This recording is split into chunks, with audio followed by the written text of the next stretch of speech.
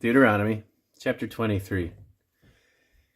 He that is wounded in the stones, or hath his privy member cut off, shall not enter into the congregation of the Lord.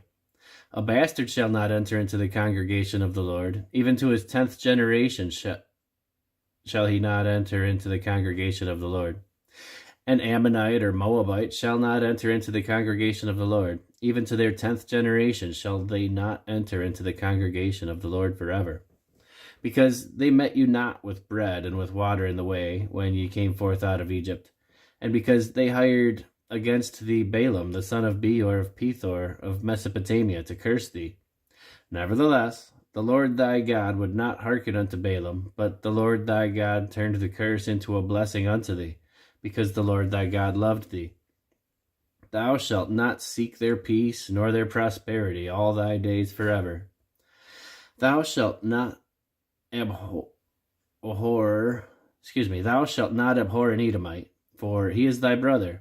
Thou shalt not abhor an Egyptian, because thou wast a stranger in his land. The children that are begotten of them shall enter into the congregation of the Lord in their 3rd generation. When thou host goeth forth against thine enemies, then keep thee from every wicked thing.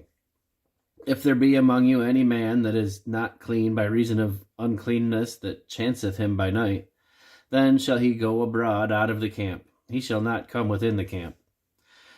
But it shall be, when evening cometh on, he shall wash himself with water, and when the sun is down, he shall come into the camp again. Thou shalt have a place also without the camp, whither thou shalt go forth abroad.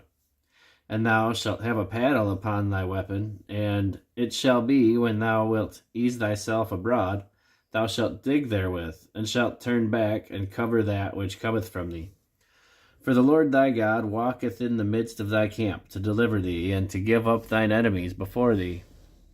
Therefore shall thy camp be holy, that he see no unclean thing in thee, and turn away from thee.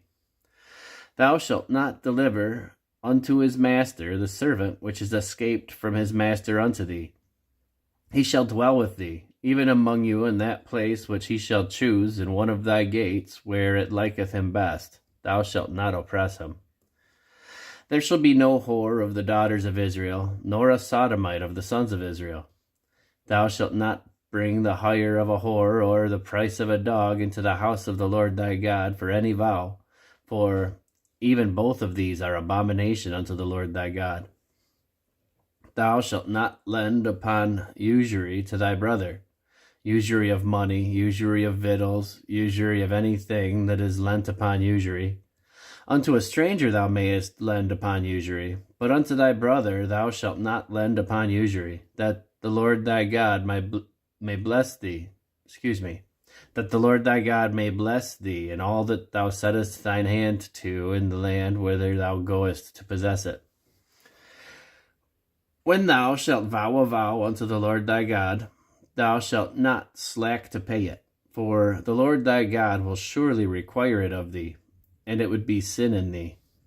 But if thou shalt forbear a vow, it shall be no sin in thee. That which is gone out of thy lips thou shalt keep and perform, even the freewill offering, according as thou hast vowed unto the Lord thy God, which thou hast promised in thy mouth.